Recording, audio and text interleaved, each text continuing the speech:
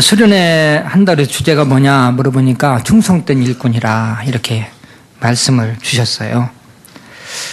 신년을 맞이해서 이제 많은 분들이 직분이 주어졌죠. 어떤 분들은 뭐 투표를 통해서 또 주어진 분도 있고, 어떤 분들은 또 임명을 통해서 주어진 분도 있고, 그러나 직분은 사람이 준 것이 아니라 우리 주님이 여러분들에게 맡긴 겁니다. 그렇기 때문에 오늘 본문에 보니까 맡은 자들에게 구할 것은 뭐라? 충성이라. 우리 주님이 직분을 맡기셨기 때문에 할 거냐 안 할 거냐 이건 우리가 자격이 없어요. 사람이 맡겼으면 우리가 사표 던질 수도 있고 거부할 수도 있는데 우리 주님이 맡겼기 때문에 이건 순종하고 어떻게 충성해야 될 것이냐 이것만 생각하는 거야. 그래서 맡은 자들에게 구할 것은 뭐라? 충성이라 그랬어요. 자, 충성의 의미를 가지고 좀 말씀을 나눠보지요. 첫째로 충성은 주인 앞에서 충성하는 것이 충성입니다. 누구 앞에서요? 주인 앞에서. 3절 말씀 우리 같이 한번 읽어보겠습니다. 고린도전서 4장 3절. 너희에게나 다른 사람에게나 판단받는 것이 내게는 마우 작은 일이라 나도 나를 판단하지 아니하노니. 아멘. 충성은 주님 앞에서 해야 되는데 왜 주님 앞에서 해야 되냐면 주님이 맡기셨으니까. 주님이 맡기셨으니까. 여기 사도 바울은요 이렇게 고백을 해요. 나는 주님 앞에서 충성하지 사람을 보지도 않고 내 자신을 보지도 않는다. 그러면서 고린도전서 4장 3절에 보니까 첫째, 다른 사람의 판단을 나는 적게 여긴다. 뭐 충성하면서 다른 사람들이 나를 판단해 주는 것을 아주 작게 여긴다는 거예요. 많은 사람이 봉사하고 충성하다가 다른 사람의 판단 때문에 시험에 들고 또 봉사를 중단하는 경우까지 있어요. 다른 사람이 나를 판단하는데 두 가지로 판단해요. 하나는 잘한다고 판단합니다. 내가 뭘 직분을 맡아서 일할 때 아무개 장로님 최고, 아무개 집사님 정말 잘하신다고 이렇게 칭찬을 해줄 때가 있어요. 이런 때도 우리가 조심해야 돼요. 다른 사람이 나를 판단할 때 크게 여긴다, 작게 여긴다? 작게. 무시하지는 말고 작게 여기라는 거예요. 이 사탄의 전략은 칭찬해가지고 교만하게 만들고 책망해가지고 낙심하게 만들어요. 교만하게 만드는 것도 사탄의 전략이야. 그러니까 뭐 잘한다고 그러니까 야, 나 아니면 안 돼. 이러면 큰일 나는 거예요. 그리고 또 한 가지 판단은 못한다고 판단하지. 못한다. 뭐 일을 그렇게 그따위로 하냐. 열심히 하는데 잘못했다고 비판을 들으면, 판단을 들으면 일하기 싫어져요. 일하다 보면 시기하는 사람도 많고 또 괜히 일하는 것에 대해서 샘을 하는 사람이 생겨요. 되게 협력을 잘해주는 사람이 그러면 좀 이해가 가는데 일할 때는 그 코빼기도 안 보이는 사람이 뒤에서 이 소리 저 소리 하고 이런 때 일하다가 힘이 빠지는 경우가 있는 거죠. 제가 전에 차를 타고 가면서 극동방송을 들었는데 거기서 어떤 그 개척교회 여전도 회장님이 상담을 하시더라고요. 목사님하고. 근데 그 여전도 회장님이요. 그 교회에서 믿음 생활을 그렇게 오래 안 했는데도 개척교회니까 여전도 회장이 되신 거예요. 되셨는데 그 회장이 되셔가지고 열심히 이제 아주 자기 나름대로는 최선을 다해서 이제 봉사를 하는 거예요. 봉사를 했는데 자기를 셈하는 사람들이 있다는 거예요. 그 막 일하는 것을 막 시기하고 뒤에 가서 잘했다 못했다 막 또 입방아를 찍고 그런다는 거예요. 그러면서 그 여전도 회장님 이야기가 목사님 내가 그 교회를 그만두려고 그럽니다. 왜 그러냐면 내가 이렇게 비판을 받아가면서 내가 꼭 일을 해야 되겠습니까? 그리고 내가 다른 데로 가면 나 비판하던 사람들이 얼마나 또 좋겠어요. 그래서 내가 아무래도 다른 교회를 찾아봐야 되겠습니다. 뭐 이런 이제 그 상담이에요. 그러니까 우리가 말하면 성숙도로 말하면 아주 미숙한 분이죠. 성숙한 분들은 아무리 다른 사람이 나를 판단해도 그것을 아주 작은 걸로 여기고 작게 여기고 그리고 그대로 일을 하는데 믿음의 분량이 약하니까 그게 그 마음이 그 믿음이 흔들려 가지고 그래서 이제 그 목사님이 잘 위로를 하시고 이제 그러는 것을 제가 들었습니다. 우리가 하나님 앞에서 부끄러움이 없다면 다른 사람의 비판을 두려워해서는 안 돼요. 판단을 또 기분 나쁘게 생각해서도 안 돼요. 성경에 보면 예수님도 그렇고 사도 바울도 그렇고요. 가는 곳마다 비판받았어요. 뭐 환영하고 뭐 대접해주고 그런 거 없었잖아요. 근데 이상하게 우리가 믿음 생활하면서 또 저도 이제 목사가 됐지만은 목사든지 아니면 장로 집사든지 핍박당하고 욕을 먹고 또 면박을 당하고 뭐 이거 굉장히 자존심이 상하게 생각해요.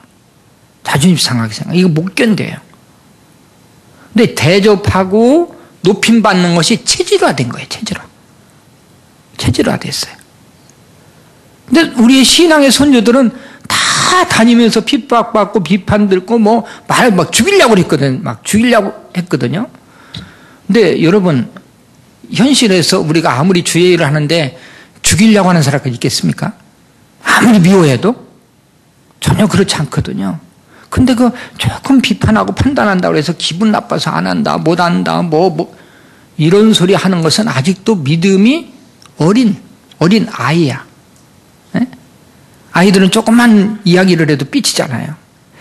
우리 믿음의 사람들, 성숙한 사람들은요, 삐친다라는 단어는 사전에서 빼야 돼. 뭐가 또 삐칠 게 뭐 있어요. 지금 우리가 주님 생각하면 뭘 또 삐칠 게 뭐 있어. 내가 다른 사람이 나를 판단한다 해서 그 사람 판단에 좌우되면 내 인생을 사는 것이 아니라 그 사람들 인생 살아주는 거지. 너는 너, 나는 나야. 아무리 판단해도 내가 하나님 앞에 바로 서서 이 일을 묵묵히 하면 되는 거예요. 할렐루야. 그래서 사도 바울은 다른 사람의 판단을 내가 작게 여긴다. 이 성숙한 사람은요, 아무리 판단하고 비판해도 다 그걸 수용해요. 다 받아들여요. 제가 좀 답답하면 바다를 보거든요. 근데 바다를 보면 마음이 그냥 확 뚫리는 것 같아요. 그냥. 이야, 그 바다.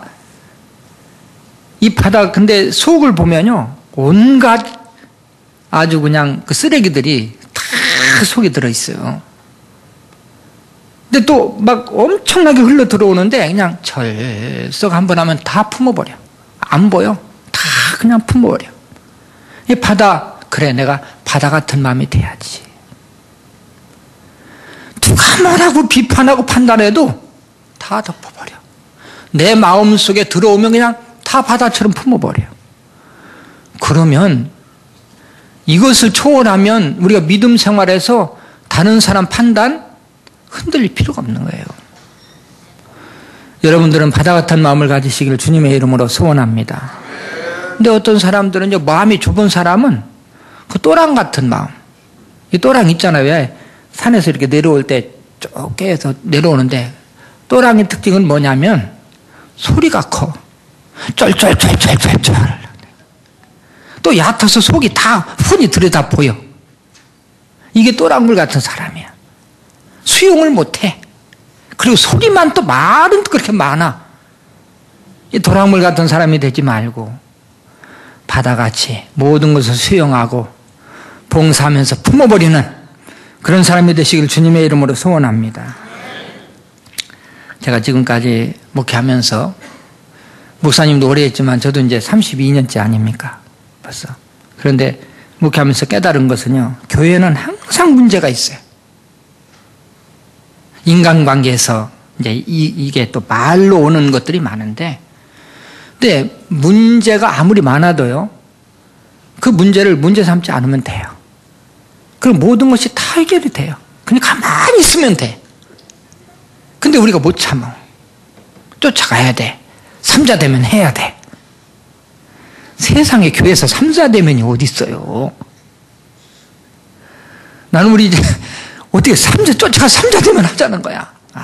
참 얼마나 그냥 아주 대단한 사람들이 많은지 몰라. 근데 가만히 있으면 돼요. 제가 전에 제자 훈련하면서 한번 물어봤어. 무슨 질문을 했냐면, 김 집사님이 이 집사님을 찾아갔어. 김 집사님이 이 집사님을 찾아가서 뭐라고 그러냐면은, 이 집사님, 박 집사님이 이 집사님 아주 나쁜 사람이라고 그러던데. 이제 김 집사가 이 집사한테 찾아가서 박 집사가 이 집사 나쁜 사람이라고 했다고. 응? 그러면 이 집사가 기분이 좋겠어? 안 좋겠어? 기분 잡치지. 왜? 내가 왜 나쁜 사람이야? 나쁜 일을 하지도 않았는데. 전혀 그런 것도 없는데 혼자 오해하고 박 집사가 자기를 나쁘게 생각하고 있다는 거예요. 이건 완전히 오해예요, 오해. 전혀 그런 일도 없어요. 자, 그런 경우에 이 집사가 박 집사를 찾아가서 오해를 풀어야 되느냐, 가만히 있어야 되느냐. 이게 이제 질문이야. 그러니까 어떤 집사님이, 목사님 그래도요, 내가 그렇게 안 했는데 또 이 집사가 그렇게 오해하고 있으니까 이 집사 찾아가서 나 이런 사람 아니라고 이렇게 오해를 풀어야 될 거 아닙니까? 또 한 분은, 우리 목사님이 말씀하시기를 문제 삼지 말라고 그랬으니까 문제를 안 삼는 것이, 가만히 있는 것이 또 옳은 것 아닙니까? 또 이렇게 이야기를 했어요. 그래서 제가 설명을 했습니다. 이게 바로 문제거든요. 옆에서 말을 전해주는 사람, 아주 기분 나쁘게 말을 전해서 쫓아가게 만드는 게 사탄의 작전인데, 그러면 이 집사가 박 집사한테 갔어요. 가서 박 집사, 나를 나쁜 사람이라고 했다면서 나 그런 사람 아니야. 그러면 박 집사가 뭐라 그러냐면, 누가 그래? 꼭 나옵니다. 누가 그랬냐고 그래요. 기분 나쁘죠. 자기가 한 말이 새 나갔으니까. 그러면 내가 그전에 내가 김 집사한테 그런 소리를 한번 했는데 틀림없이 김 집사가 이 집사한테 가서 그런 소리를 옮겼구나. 그럼 박 집사는 누구한테 쫓아가냐면 김 집사한테 쏜살같이 쫓아가서, 김 집사, 내가 믿고 얘기했는데 그걸 이 집사한테 가서 일러 바쳐? 이래가지고 관계가 끊어지고 막 거기서 또 문제가 일어나고 누구패가 생기고, 이게 이제 사탄의 작전이에요. 근데요, 이 집사가 가만히 있으면 돼요. 나쁜 사람이라고 그 사람이 얘기했다고 해서 나쁜 사람인가요? 전혀 나쁜 사람이 아니에요. 하나님이 판단하시지 그 사람 판단은 아니야. 그 사람이 착각한 거지. 그러니까 아무 소리 않고 있으면 그냥 해결될 건데, 찾아갔다 그러면 그때부터 이게 일이 복잡해지기 시작하는 거야. 누가 그러냐 그러면, 누가 그런 거를 어떻게 그걸 얘기해. 그러면 왜 근거도 없는 일을 얘기하냐고 또 이제 독촉하는 겁니다. 따라서 하세요. 문제 삼지 말자. 문제 삼으면 문제가 되고, 문제 삼지 않으면 문제가 안 된다. 여러분들 써봐요. 네. 생각하면 다 쓸 수 있어요. 복잡한 것 같지만 하나도 안 복잡합니다. 저는 우리 교인들한테 이걸 반복을 많이 시켜요. 그래가지고 교회가 뒤집힐 문제가 있어도요, 가만히 있어요, 그냥. 왜? 예수님이 가만히 계시면서 십자가에서 죽으셨잖아요. 우리가 그거 하나, 내가 조금 억울한 일을 당했다고 해서 그거 하나 못 참으면서 어떻게 우리가 중직자가 되고 어떻게 주의 일꾼이 되겠어요? 우리가 주님을 생각하면, 십자가를 생각하면 못할 게 하나도 없어요. 그래서 사도 바울은 다른 사람의 판단을 내가 어떻게 여긴다? 작게 여긴다. 작게 여긴다. 또 두 번째도 나도 나를 판단하면 안 된다. 나도 나를 판단하지 않는다고 그랬거든요. 그럼 내가 봉사를 하면 충성을 하면서 두 가지로 판단해요. 내가 뭐라고 판단하냐면 못한다고 판단해, 스스로가. 야, 나는 안 돼. 열심히 하는데도 결과가 안 나타날 때는 안 된다. 그래가지고 목사님이 괜히 이걸 나한테 임명을 시켜가지고 내가 그렇잖아도 안 한다고 그랬는데 이걸 막 하라고 그래가지고 이거 시켜가지고 또 한다고 또 원망 불평이 나오거든요. 못한다고 생각하면. 그러나 주의 일은 내 힘으로 하는 것이 아닙니다. 내가 중심만 세워져 있다면요, 하나님이 역사하셔요. 할렐루야. 목회도 보니까 뭐 그렇게 막 신학교 다닐 때 똑똑 소리가 나고 걸어 다녀도 똑똑 소리가 나. 얼마나 똑똑한지. 그런 사람이 다들 잘할 것 같아도 안 그래요. 주의 일은 하나님이 하세요. 할렐루야. 우리가 하겠다는 마음만 가지면 얼마든지 할 수 있어요. 근데 사탄이 하는 일은 낙심을 줘. 낙심하게 만들어. 너 같은 건 안 돼. 그렇게 해가지고 되겠냐. 너 경험 없어 안 돼. 그러나 일을 해보면 순수하게 주님, 나는 아무것도 못해요. 나는 할 수 없어요. 그러면 하나님이 도우세요. 내 경험이 있고 잘하는 사람이 잘할 것 같지요? 안 그렇습니다. 여러분 체험하신 분들이 많이 있어요.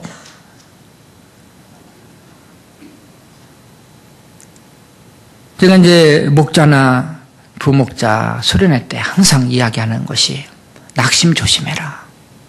우리가 연초에 목장을 맡아서 하는데 7가정을 맡았어.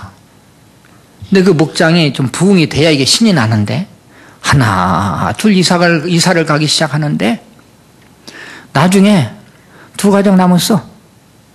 그 노력하는데도 안 되는 거야. 그러면 그래, 내가 무슨 자격이 있다고 목자 사표 던져야지. 나는 목자 막 은사도 없나 봐. 이게 사탄이 주는 마음이에요.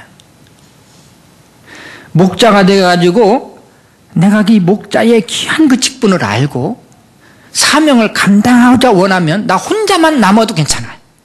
다시 일어섭니다. 할렐루야.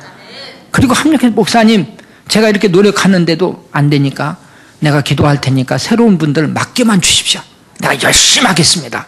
이러면 되는데, 목사님, 그렇지 않아도 내가 연초에 나 목자 맡기지 말라고 그랬잖아요.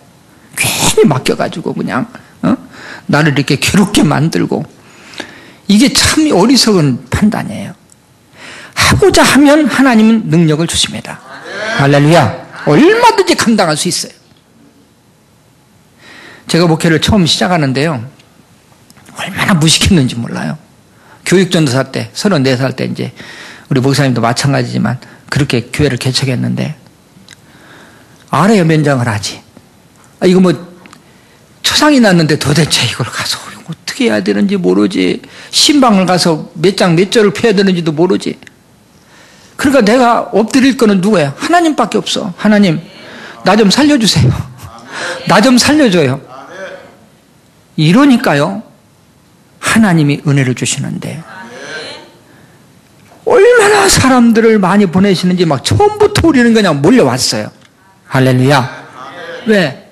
안 도와주면 큰일 나겠구나. 근데 똑똑하고 경험 많은 사람들은 하나님 잠깐 좀 쉬고 계세요. 내가 다 할게요. 하나님 도움 필요 없어요. 내가 다 아는데 뭐 이거 이렇게 하면 되는데 뭐. 그러면 교회 일, 주의 일이라는 것은 그러면 끝장나는 거예요. 여러분 낙심하지 마세요. 사명만 가지고 있으면요, 우리 하나님이 얼마든지 주십니다. 할렐루야. 올해 여러분들 이 일을 하다가 어떤 분은 잘 된다고, 그래 내가 이만큼만 하면 되지, 이런 또 판단하실 분들도 있고, 또 나는 안 되라는 판단하실 분도 있는데, 잘한다고 해도 그만하지 마세요. 우리가 목자를 해보면 한 해는 좀 잘 돼. 근데 또 한 해는 죽쓰게 만들어. 왜 그런지 아십니까? 교만할까 봐 그래. 그래서 산전수전 다 겪었다고 그러잖아요. 그래야 우리가 믿음이 성숙한 믿음이 되는 거예요. 그리고 또 내가 나를 판단하는데 뭐라고 판단하냐면 이만큼만 하면 됐다고 또 판단을 해. 그런 사람 많아요. 목사님이, 집사님 이것 좀 하시죠. 아유 목사님, 내가 맡은 것만도요 너무너무 나중에 힘들어서 다 못해요. 내가 이제 더 이상은 감당 못해요. 목사님, 나 좀 봐주세요. 막 이래가지고 이만큼만 하면 됐다라고 이제 생각을 하는 거예요. 더 이상은 전진이 없는 거예요. 이것도 잘못이에요. 충성하되 언제까지 충성하라? 언제까지 충성하라? 예, 알기는 잘한다. 예?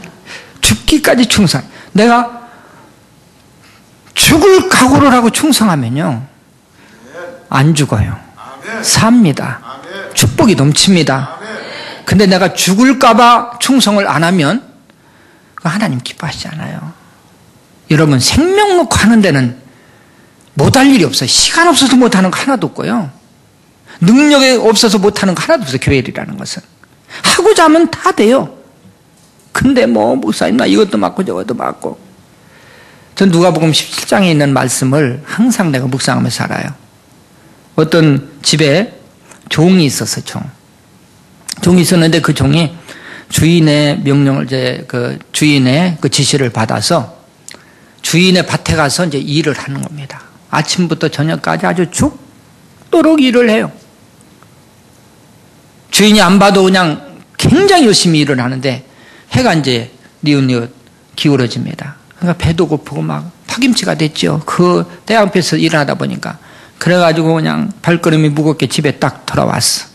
돌아왔는데 그 주인이 다 기다리고 있는 거야. 자, 그 정도 되면 좀 밥도 해놓고 그러면서 같이 먹어야 되는데 주인은 그냥 시원한 데서 놀면서 종이 들으니까 야, 너 잘 왔다. 너 가서 부엌에 가서 저녁 좀 지어라. 저 갖고 와라. 그러니까 그 배고픈데 또 가서 그거를 정성을 다해서 또 상을 차려서 갖다 주었습니다. 주니까 같이 먹자가 아니야. 너는 내가 다 먹는 동안 허리에 내 띠를 띠고 그리고 나 다 수종 들어야 돼. 종이 주인이 하라는 대로 다 했어요. 수종 끝까지 들었어요. 그리고 나서 종이 하는 말이 주인님, 나는 아무것도 한 일이 없습니다. 단지 내가 해야 될 일을 했을 뿐입니다.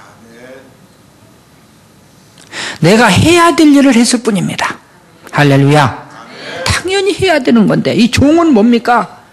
종은 주인 거 아닙니까? 우리는 우리 주님이 피로 값주고 사신 종들이에요. 주의 종들. 종이라는 게 뭡니까? 내 시간도 없고 주권도 없고 내 생명도 다 주님의 것이에요.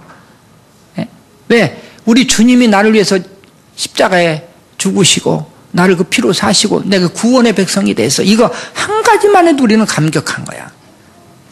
근데 우리 같으면 자, 파김치가 돼가지고 돌아는데 밥을 해오래. 그럼 너 다 해먹어라. 그리고 그냥 뛰쳐나간다든지 아니면 또 밥상을 가지고 가니까 같이 먹자고도 안 해. 또 허리에 띠를 띠고 또 수종들 내. 그럼 밥상을 그냥 엎어버리고 너 혼자 다 먹어라. 그러고 뛰쳐나와야 되는 거 아니겠습니까?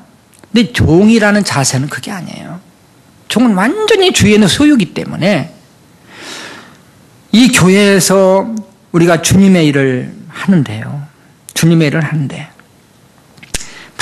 많은 분들이 이런 자세가 아니야. 조금 뭔가 일을 하면 알아줘야 돼. 잘한다. 칭찬도 하고 막 이래야지. 일을 죽도록 했는데도 알아주지도 않고 또 일을 시키고 그러면 짜증 부린다니까. 해도 너무한다. 예? 종이 돼가지고 뭘 또 너무할 게 있어요. 그런데 죽도록 충성하라고 그랬는데 아직도 살아있어가지고 죽으면 그런 소리 못하거든. 살아있으니까 힘드네, 알아주지도 않네 이런 소리 하는 건데 우리가 주님 앞에서는 내 자신이 죽는 거예요. 죽는 거. 십자가 앞에 내가 죽는 거예요. 죽었다 생각하면 그렇게 편할 수가 없어. 여러분, 한번 내가 죽을 각오를 하고 봉사해 보시기를 바랍니다. 충성해 보시길 바랍니다. 하나님이 어떻게 역사하시는가? 세 번째, 오직 주님만이 나를 판단하실 수가 있다고 그랬어. 누구만이? 주님만이. 주님만이 나를 판단하실 분이야. 나도 나를 판단치 못하고 다른 사람이 나를 판단하지 못하고 주님이 내가 봉사하고 충성하는 것을 주님이 어떻게 판단하실까? 이것을 생각해야 된다는 거예요. 주님 앞에서 충성하는 여러분들 되시길 주님의 이름으로 축원합니다. 두 번째는요, 충성은 변함없는 것을 의미해요. 충성은 뭐라고요? 변함없는 것. 자, 죽을 때까지라는 말은 변함없이 한결같이 충성하라는 거예요. 지금 연초가 돼가지고 이제 새로운 직분이 임명이 되고 또 선출이 됩니다. 그러면 1, 2월 달에는 열심히 해요. 1, 2월 달에 하는 거 보면 뭔가 좀 될 것 같아. 예? 시작이 좋아. 그런데 이제 4, 5월 달쯤 되면 이제 차츰 힘이 빠지기 시작하고 7, 8월 달 휴가 갔다 왔다. 그러면 이제 어깨가 늘어져서 레임덕 현상이 나타나서 그때부터 또 그냥 잘 안 돌아가. 여기 21세기 교회 빼고, 네? 여기는 뭐 끝까지 잘하니까 빼고 보면 우리 교회 그런다니까. 네? 그냥 능적하기 시작해. 이 봉사라는 것은 변함이 없이 굴곡이 없이 끝까지 하는 거야. 할렐루야. 1, 2월 달 시작했던 그 마음이 12월 달까지 변함없이 한다면 이게 진짜 충성이에요. 많은 분들이 또한 내 기분에 맞춰서 봉사를 해요. 너무 굴곡이 심한 거예요. 작년에는 열심히 했거든요. 막 다 할 것처럼 하는데 올해 안 보여. 어디 갔는지 잘 안 보여. 예? 또 가정이 평안할 때는 그렇게 열심히 했는데 가정이 좀 불화가 있다고 해서 또 안 보여. 어떤 사람은요, 부부싸움 했다고 안 보여. 그렇게 잘 나타나다가, 어떤 사람은 건강이 좋을 때는 잘하다가 건강이 조금 나빠졌다 해도 안 보여. 이 목사님들이 바라볼 때 어떤 직분자는 그렇게 마음 든든할 수가 없어. 왜? 항상 그 자리에 있는 거야. 야, 어려울 때나 또 평탄할 때나 어떻게 저렇게 한결같이 봉사할까? 어떻게 한결같이 그 자리를 지키면서 있을까? 참 이 목회자의 기쁨이에요, 이런 사람은. 예? 목회자가 알거든요. 그 가정에 어떤 어려운 일이 있는 거 알거든요. 근데 표시 하나도 안 냅니다. 가정일은 가정일, 주의 일은 주의 일. 그래서 주님의 일은 그냥 한결같이 하는 거예요. 근데 어떤 분들은요, 열심히 하는데 항상 불안해요. 왜? 갑자기 없어져. 그렇게 열심히 혼자 다 할 것 같은데 갑자기 안 보여. 그러다가 또 한 2년 있다 또 나타났어. 전면에 또 나타났어. 그러다 1년 하다 또 후퇴해. 아주 작전을 잘 써요. 작전을 아주 잘 쓴다고. 전쟁할 때 후퇴했다가 나갔다 그래야 되잖아. 무슨 전쟁하고, 영적인 전쟁인데 영적인 전쟁은 그렇게 하면 패배해요. 우리가 한 마음을 가지고요, 목사님이 볼 때 무슨 일을 시키든 어떤 자리 갖다 놓든 다 감당을 잘하는 거야. 에? 아주 이 분은 편함이 없어. 이런 분들이 목회자에게 기쁨이 되고 힘이 되는 거예요. 근데 열심히 하는데 굴곡이 심하면 이거 아직도 미성숙한 믿음이에요. 여러분들이 진짜 성숙한 믿음은요, 환경의 지배를 받지 않는 믿음. 뭐의 지배를 받지 않는 믿음? 환경이 어떻게 변해도 내가 주님 앞에 충성하는 것은 변함이 없어. 하나님을 붙잡으면요, 환경이 어떻게 변해도 하나님은 변하지 않거든요. 하나님을 붙잡으면 하나님은 다시 회복시켜 주시고, 봉사하고 충성하는 자들에게 하나님이 약속하신 대로 복을 주신다는 사실을 믿으시길 바랍니다. 이렇게 충성하는 사람이 복받아요. 저희 교회가 새성전을 건축하고 2009년도에 건축했으니까 지금 3년 반 됐어요. 3년 반 됐고, 그래서 그때 이제 건축을 할 때 좀 부담스럽게 건축을 했죠. 건축비가 원체 많이 들어갔어요. 이제 뭐 땅도 사고 건축하느라고 350억이 들었으니까 많이 들은 거 아니겠어요. 그런데 그렇게 드는데 이제 우리 장로님 한 분이 좀 헌금을 많이 하셨죠. 뭐 100억밖에 안 하셨어요. 네. 한 200억 하셔야 되는데 100억을 하셨는데 그 장로님이 사실은 어떻게 해서 그렇게 많이 헌금을 하셨느냐? 하나님 복을 주셨으니까 하셨지. 여러분, 할 수 있다는 그 자체가 복인 거예요. 하나님 복을 주셨으니까 하지. 우리 보고 뭐 그렇게 하라면 이거는 무슨 뭐 도둑질 할 수도 없는 거고 할 수도 없는 거고 없는데 어떻게 해요? 과부의 역전 두입도 하나님이 기뻐하시고 또 그런 분은 그것도 기뻐하시고 똑같이 기뻐하시는 거예요. 할 수 있을 때 하는 것이 복이지. 근데 그분이 그렇게 복 받은 그 이유가 있어요. 어떻게 해서 그 장로님이 그렇게 복을 받으셨을까? 제가 이건 자랑이 아니라 여러분들도 이렇게 하면 장로님같이 복을 받을 수 있기 때문에 그래서 여러분들에게 소개하는 거니까 오해는 하지 마세요. 자, 그분이 장로님이 되셨는데 제가 그 장로님이 복 받은 이유에 대해서 여러 가지로 좀 한번 생각을 해보세요. 첫째는요, 어머님 권사님의 기도 덕분이에요. 권사님의 뭐라고요? 기도. 뭐 충청남도 분인데 이 어머니가 이제 감리교 권사님이세요. 그런데 지금은 이제 뭐 이렇게 종도 안 쳐요. 요즘은. 옛날에는 차인벨리서가 종치고 그 전에는 또 종을 손으로 이렇게 쳤잖아요. 내려서. 근데 시골에서 그 권사님이요, 그 종을요 20년 이상을 그 종을 쳤어요. 새벽기도를. 새벽종을 쳤어요. 새벽종을 치면서 그것도 새벽기도 가려면 30-40분 걸어야 돼. 눈이 오나 비가 오나 한 번도 안 빠지고 새벽교회 나가가지고 종을 치면서 하나님, 우리 아들만 둘이거든요. 우리 아들 하나님 앞에 복받게 해주세요. 복받게 해주세요. 이렇게 기도한 거예요. 지금도 이제 그 장로님은 내가 복을 받은 것은 우리 어머님 덕분입니다. 어머님 기도입니다. 여러분, 기도는 외상이 없어요. 기도로 심으시기를 주님의 이름으로 축원합니다.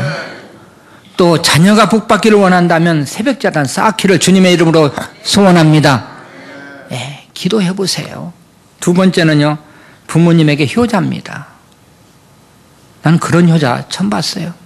얼마나 바쁘고 힘든데도요, 부모님 안부 전화 꼭 하고 부모님을 아주 얼마나 상전 모시듯 정말 너무너무 부모에게 효도를 잘하고요. 한 번은 그 아버지, 이제 지금 소천하셨지만 아버지 생일이라고요, 군에 있는 사람들 다 학교에다 초청해서 잔치를 했어요.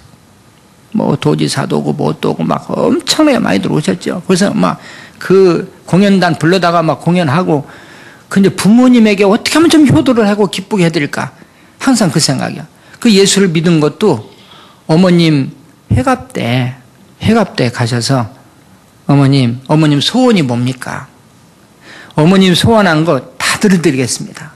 그러니까 그 어머니가, 얘야, 나는 소원이 너네들 예수 믿는 거다. 예수 그 전에 안 믿었거든요. 너 예수 믿는 거야. 이 어머님의 말씀을 듣고, 예, 그러면 예수 믿겠습니다. 이렇게 순종하고 이제 서울에 올라와서, 그리고 이제 교회를 좀 예수를 믿기를 시작한 거야.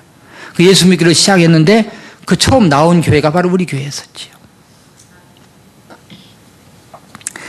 또 그 장로님 그 전도한 이야기를 하면 참 우리에게 참 주는 또 내가 감회가 있어요. 한 번은요, 우리 교회 증권사님 되셨지만 그분이 저보고, 목사님 토요일 날 저녁 9시에 목사님 전도하러 가야 돼요. 아니 집사님, 지금 토요일 날 저녁 9시에 전도하러 가자는 사람 어디 있어? 목사가 지금 내일 또 주일 설교 준비도 해야 되고 또 9시면 잘 때인데 어느 집을 찾아가서 전도를 해. 그러니까 목사님 오늘 안 가면요 그 성도가요 다른 교회 가요. 그럼 어떤 성도인데? 그 성도가 시골에서 어머님이 이제 예수 믿으라고 그래서 해갑 때 예수 믿으라고 그래서 서울에 올라왔는데, 형제가 있는데 감리교 권사님이니까 어머니가 우리 주에, 우리는 2층 교회에 있었고 그 교회는 아주 교회를 뻔듯하게 졌어요. 개봉역 그 앞에다가 강명교회라고. 근데 그 교회를 동생님이 나가서 다 등록을 했어. 등록을 하고 다니면서 이제 형도 내일이면 그 교회를 나가서 등록할 판이야. 근데 거기를 나보고 가자는 거야, 전도하러. 근데 내가, 아니, 게임 다 끝났네. 아니, 어머니도 또 권사님, 저기, 감리교 권사님이시지, 또 뭐, 동생이 다 나가서 내일이면 데려가서 등록할 사람을 내가 가서 어떻게 전도하라는 거야. 목사님, 그래도 가야 돼요. 아유, 그래. 참 목사 괴롭힌다. 그래도 집사가 저렇게 열심히 내가 한번 가야지. 그리고 이제 밤 9시에 찾아갔다니까요. 9시에 찾아가서 누르니까 사람들이 신사해요. 들으라는 거예요. 9시. 그렇게 늦은 시간에 가네. 9시 20분 도착했죠. 들으래. 들어갔습니다. 들어가서 우리는 2층 교회고 그 교회는 다 지어놓았겠다. 내일이면 동생하고 같이 등록하겠다. 내가 무슨 소리 하겠어? 이 소리, 저 소리 하고. 그러다가 이제 제가 기도해 드리겠습니다. 기도하고. 시간이 있으면 우리 교회 한번 구경이라도 오세요. 그러고 왔어요. 구경을 하고 왔어. 무슨 뭐 2층 교회 구경할 게 있어. 할 말이 없으니까 구경 오세요. 그렇게 왔거든요. 교대인데. 근데 그 이튿날 11시 예배 나온 거예요. 그 부부가. 근데 왜 나온 줄 아십니까? 예의상. 목사님이 밤늦게까지 찾아오셔서 기도해 주셨는데, 뭐 다음 주에 가서 등록해도 되잖아. 근데 한 주 뭐 늦게 등록한다고 뭐 안 나오니까 그래도 예의상 한번 가서 감상금이라도 하고 와야 되겠다. 이 예수 처음 믿는 분들은 이런 마음을 가지고 오신 거예요. 그런데 예배 끝나고 나서 이제 하는데 새가족 등록 카드가 올라왔어요. 그래서 보니까 그 사람들의 이름이 적혀 있는 거야. 그 나는 또 아무개 씨 막 오늘 교회 나오셔서 등록하셨습니다. 그러가지고 막 기도를 축복 기도를 해줬습니다. 근데 보니까 나중에 보니까 이 전도한 집사님이 이름을 그냥 써냈어. 말 들어볼 필요도 없이 그냥 써냈다니까. 그 나는 또 진짜 그분들이 동의해서 한 줄 알고 소개를 했습니다. 그리고 내가 기도를 해드렸어요. 그러고 나서 이제 그 집사님이 그분들한테 뭐라고 얘기했냐면은 예수 처음 믿으시는 분들이니까 다른 교회 등록해놓고 다른 교회 가면 큰일 난다. 이건 큰일 나는 거야. 그냥 그 목사님 기도까지 했는데 그 교회 다녀야지. 이래가지고 지금까지 다니는 거야. 근데 그분이 그렇게 처음 오실 때 사업을 시작했는데 하나님 그냥 폭포수처럼 부어주신 거예요. 우리 교회 올 때 처음 그 사업을 시작했거든요. 그래가지고 이분이 그런 헌금을 하신 거예요. 그때 큰 고기 놓칠 뻔했지. 내가 만약에 안 갔더라면 그냥 거기서 등록해버리면 끝난 거예요.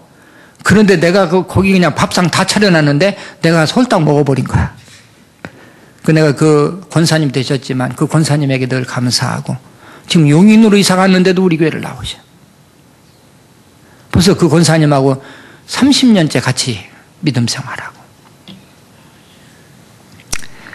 자, 부모님에게 효도 잘하고 또 하나님께 드리기를 잘해요. 그분은 뭐 하나님이 축복 주셔서 복을 받은 게 아니라 드려서 복 받은 사람이야. 먼저 드려서. 그분이 처음 우리 교회 나왔다고 그랬잖아요. 처음 나오셔가지고 그때 뭐 26평짜리 저 아파트 살았고 또 직장 생활하다가 사업 시작할 때니까 무슨 돈이 있겠어요. 근데 그분이 얼마를 처음에 헌금하셨냐면 뭐 이게 액수까지 해서 죄송하지만 20만 원을 헌금했어. 83년도에 20만 원이면 지금 200만 원도 넘어요. 그걸 헌금하면 나는 눈이 뒤집히는 줄 알았어요. 세상에 이렇게 헌금 많이 하는 사람이 다 있냐? 개척교회 때 많이 해봤자 2,000원, 3,000원, 10,000원만 해도 큰 거예요, 그때는. 요즘 10만 원 이상이니까. 근데 20만 원을 해서 처음 나와서 이렇게 통기 큰 사람이야. 그 후에 그분이 계속해서 교회에 대해서 헌금을 하기 시작하는데 하나님이 복을 주시니까 어떤 때는 연말에 2억도 하고 또 3억도 하고 막 하는 거야. 우리 교회가 부흥되고 우리 교회가 성장하면서 그분이 큰 일을 하셨죠. 네? 그런데 한 번은 저한테 찾아와서 목사님, 그 우리 교회가 너무 좁아서 옆집을 좀 사야 되는데 성도들은 끄떡도 않고 내가 얼마를 헌금하면 이 성도들이 좀 움직여서 같이 좀 옆집을 살 수 있을까요? 아니 집사님, 내가 집사님한테 얼마를 헌금하라고 어떻게 해. 감동되는 대로 해야지. 나는 지금까지 집사님이 한 것만 해도 감사해. 그러니까 집사님이 조금 해도 괜찮으니까 생각해서 해. 그랬더니 그때 이제 집사 때인데 그분이 5억을 갖고 왔어. 헌금하겠다는 거예요. 그래서 내가 부인한테 얘기하고 하는 거야, 안 하고 하는 거예요? 안 하고 하면 이거 쫓겨난다, 이거. 그러니까 합의해 갖고 와. 네, 그랬습니다. 그랬더니, 목사님, 말도 마세요. 우리 정집사는요, 어떻게 같은 여자가 나보다 통이 더 커요. 내가 5억을 헌금한다 그랬더니, 째째하게 5억을 하냐고. 그러더래. 어? 하려면 좀 화끈하게 하지. 무슨 또 5억이냐고 그러더래요. 그러면 됐다. 그래가지고 이제 받을 정도로 그렇게 하나님 앞에 돈 많다고 여러분들 헌금하시는지 아십니까? 안 그래요. 그분은 뭐 돈이 나무 돌아가서 한 줄 아십니까? 아닌 거예요. 먼저 하니까 하나님이 축복 주시니까. 할렐루야. 그러니까 먼저 드리는 거야. 그리고 네 번째는 그분이요, 목사님에게 너무 잘해요. 나는 이름이 충복이에요. 그래서 복자가 들어가서 복이 많은지, 저보고 이제 목사님들이 복 받은 목사라 그래. 어떤 분은 봄춘자니까 봄에만 복 있다고 그러는데, 어떤 분은 봄춘자니까 봄에서부터 겨울까지 계속 복이 유지된다. 계속 된다. 이렇게 하더라고. 말을 해도 좀 이렇게 좋게 해야지. 예? 그러면 여름, 가을, 겨울은 그럼 그냥 복 받지 말고 있으라는 거야. 어쨌든 하나님께서 복을 주신 그분을 통해서 저에게 아주 잘해 주시는데요. 저는 지금까지 차를 한 번도 안 사봤어요. 그분이 다 이제 차를 3, 4년에 한 번씩 계속 사줬고, 그 다음에 이번에 건축하느라고 차를 한 6, 7년 동안, 7, 8년 동안 안 샀어요. 제가 이제 막 계속 거부를 했습니다. 이런 때 차 사면 안 되지. 근데 그분이 하는데 제가 좀 더 있다 하자고 그랬는데, 이번에는 우리 재정부, 우리 장로님들이, 목사님, 이번에는 우리가 사야지요. 그분이 그렇게 해 주셨는데, 예? 이번에는 우리가 사야죠. 그러니까 우리가 산다 소리를 듣고 얼른 자기 이제 본인이 산다고 지금 나서가지고, 이제 이번 주에 나와요, 차가. 이번 주에 나오는데, 저는 적은 것을 하려고 그러고, 뭐, 그분은 뭐, 에쿠스라나 뭔가 하여튼, 그런 차가 있대요. 나는 무슨 차인지 잘 몰라. 예? 근데 뭐 차가 뭐 1억밖에 안 간대. 근데 그걸 또 이렇게 사주시겠다고. 예? 그 제가 우리 교회 형편으로서는 안 되지만 또 그분이 사주시겠다니까. 그냥 또 제가 타는 거죠. 이번에는 우리 장로님들이 작정을 하고 우리가 산다고 그러니까 제가 이왕에 사드렸는데, 이번에 이제 목사님이 이제 은퇴하실 때 이제 또 무슨 또 차를 또 사시고 또 사시겠냐고. 그래가지고 하시는데, 뭐 저에게 그냥 얼마나 명절 때마다, 세뱃돈 주라고. 목사님은 세뱃돈을 팍팍 줘야 하나님 영광 생긴다고. 그러면서 200~300만 원 다 갖다 놔요. 새 돈으로. 그리고 세뱃돈 주라는 거야. 이렇게까지 신경을 쓰고 또 선교하도록 도우시지. 그러니까 내가 복이 터진 사람 아닙니까? 예? 할렐루야.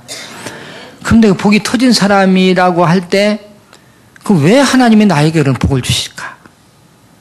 하나님이 왜 복을 아무나 이렇게 주는 게 아니잖아요. 근데 나는 그분이 잘하는 것에 대해서 잘하는 게 감사한 게 아니라 그분 자체가 감사한 거야. 예수 믿은 게 감사하고, 장로 된 게 감사하고, 내가 학습 세례 다 줘서. 그럼 그분들이 하는 것이 크기 때문에 그러냐? 아니에요. 내가 어디 간다, 또 뭘 한다, 그럼 우리 성도들이 힘을 합해서 목사님 하면서, 어떤 분은 간식을 맡고, 어떤 분은 뭐를 맡고, 전부 다 그렇게 해주시나요? 어려움에도 그렇게 해주시니까 또 감사하고. 그러니까 이분이 아주 회사에서는 호랑인데, 나하고 같이 다니면 자기 가방 들고 다닌다고 난리고, 예? 그렇게 큰 회사 회장님이. 또 그 부인은 얼마나 또 겸손하고, 그렇게 많이 하면서도요, 5번째는 겸손하세요. 앞에 나서지를 않아. 목사님 마음껏 하세요. 목사님 하고 싶은 대로 하세요. 그리고 다른 장로님들의 안수 집사님들한테도 목사님 편하게 해드리라고. 이게 입에 항상 목사님 편하게 해드리라. 예? 목사님 신경 쓰지 않고 목회하도록 해드리라. 이게 항상 입이 그냥 입만 벌리면 그런 소리 나오는 거예요. 그 다음에 6번째는 마지막으로 변함이 없 사람이. 변질이 안 돼. 그 교회 옆에 26평짜리 살다가 이제 돈을 벌어가지고 목동 아주 좋은 데로 갔어요. 나는 이제, 끝장이다. 저 사람 뭐 저렇게 했는데 돈 벌어가니까 이제 안 나올 거던데. 목동에서도 꼬박꼬박 나와요. 시골에서 그 권사님이 너 감리교회로 가라. 또 이사 갔으니까 그래도 끄떡없이 우리 교회 나와. 그래가지고 거기서 또 이제 돈 벌어가지고 방배동으로 갔어요. 좋은 집 사주고. 이제 끝장이다. 그런데 나는 믿음이 없어가지고 이제 끝났다. 근데 또 계속해서 안 빠지고 나오시는 거예요. 거기서 또 돈 벌어가지고 또 이 도곡동 파워팰리스, 그게 뭐, 아파트가 80억밖에 안 된대. 100억도 안 된대, 그 아파트가. 근데 거기 또 살면서 또 나오는 거야. 그 고척동, 개척동이 아니라 고척동, 개봉동도 아니고, 지금 개봉동으로 내려왔잖아요. 그 개봉동은 개가 봉이라도 잡지. 이 고척동은 아주 말도 못해요. 근데 그런 데를, 그 레벨이 안 맞아, 거기는. 차도 이거는 우리 한국에서 뭐 5사람 손가락 안에 드는 그런 차 타고 다녀. 근데 이 고척동 골짜기 와야 되겠어? 그런데도 꼬박꼬박 옵니다. 목사님, 내가 목사님을 통해서 내 목사님 기도받고 이렇게 복을 받고, 내가 목사님 은혜를 입었는데 내가 어디를 떠납니까? 나는 절대 안 떠납니다. 참 한결같은 분들. 자, 저는 우리 교회 장로님 자랑하려고 말씀드리는 것이 아니라 하나님이 보시기에 저 사람은 내가 복을 줘야 되겠다. 이렇게 생각하면요, 하나님이 복을 주십니다. 할렐루야. 그럼 우리 21교회 목사님, 박 목사님을 하나님이 그냥 복을 주셨나요? 복받을 그릇이 되니까, 복받을 믿음이 되니까 복을 주신 거예요. 할렐루야. 저도 그릇으로 생각하면 내가 하나님이라면 나 같은 거 복 안 줘.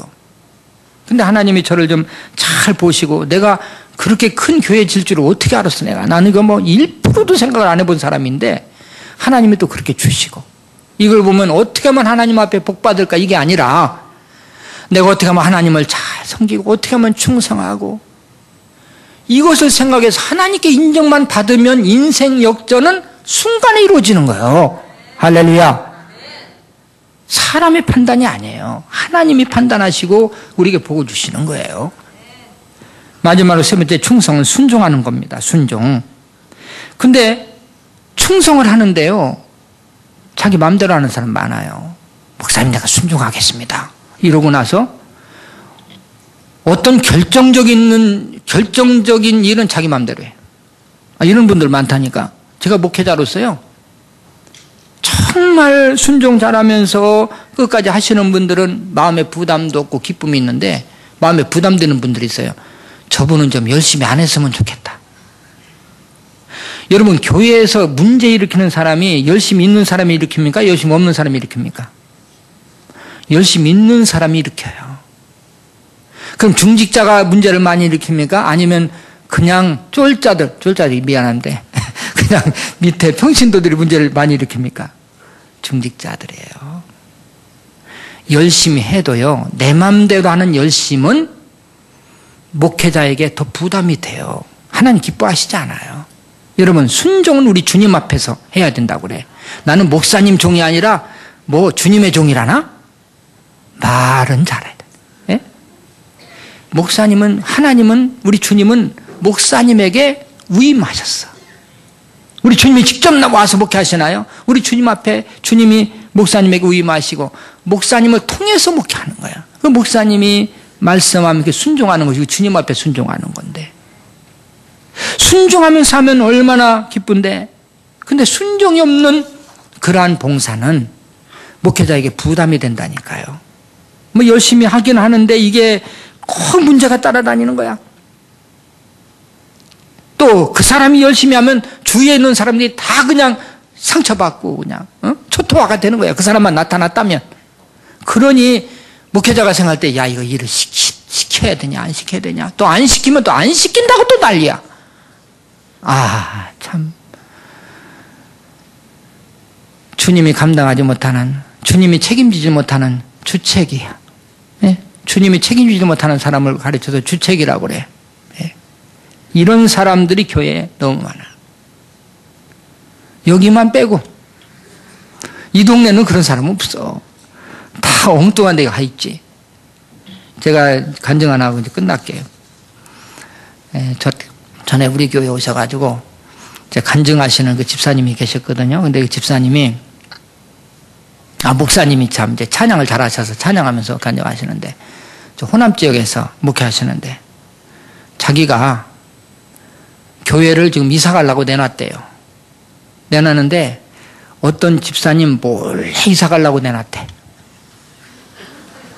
근데 그 안수 집사님인데, 그 개척교회인데 안수 집사님 한국 계신데, 그분 때문에 성도들이 다 떨어지는 거예요.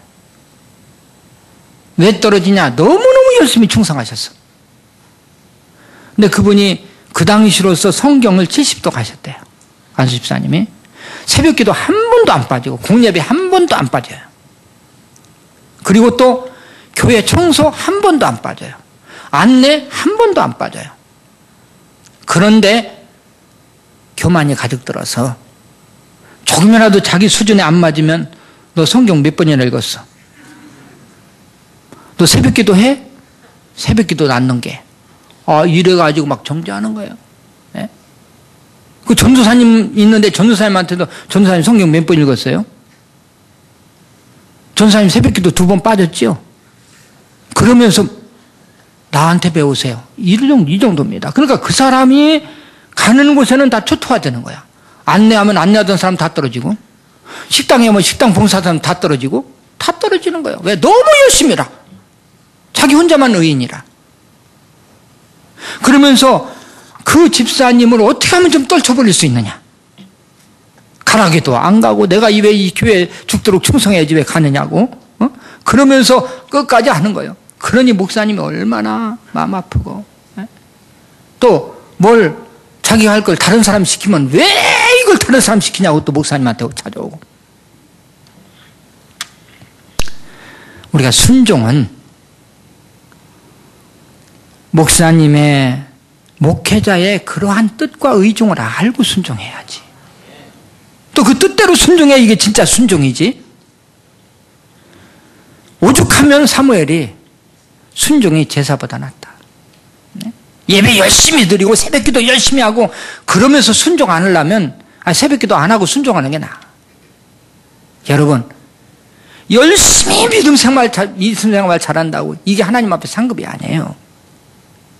믿음 생활 잘하면 행위가 따라야 돼요. 행위가 없는 믿음은 반쪽이에요.